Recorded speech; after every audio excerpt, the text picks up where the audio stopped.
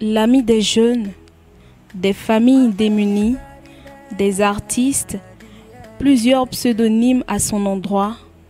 Le Premier ministre Ahmed Bakayoko était proche des Ivoiriens, né le 8 mars 1965 à Abidjan. Ambak, comme l'appellent affectueusement les Ivoiriens, débute sa carrière associative et politique en créant en 1990, à l'âge de 25 ans, le journal Le Patriote, dont il était le directeur de publication.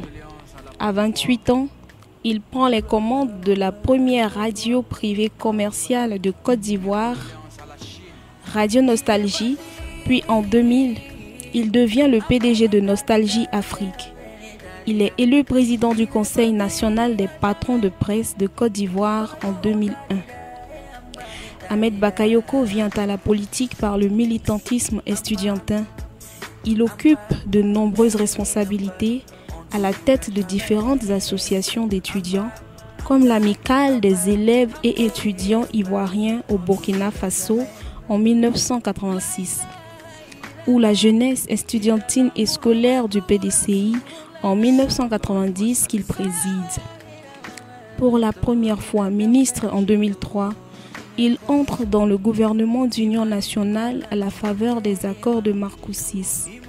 Il obtient le tout nouveau portefeuille des télécommunications et des NTIC, dont il fait un ministère d'importance, un poste qu'il occupe durant 7 ans jusqu'en 2010, lorsque le président Laurent Gbagbo dissout le gouvernement.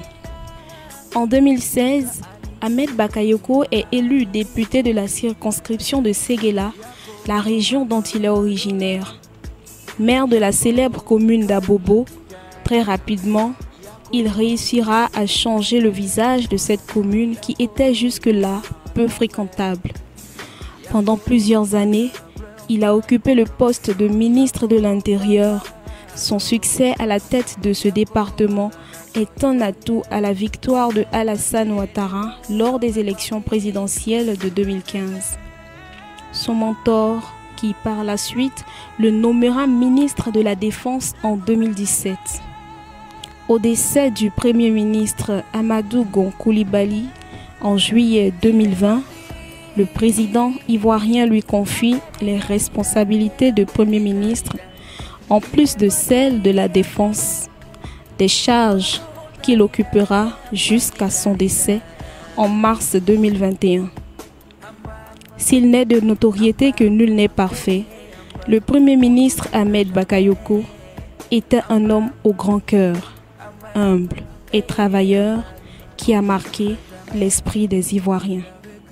Il est régné, il est parti avec tous les honneurs des fils d'Afrique, la Côte d'Ivoire te pleure.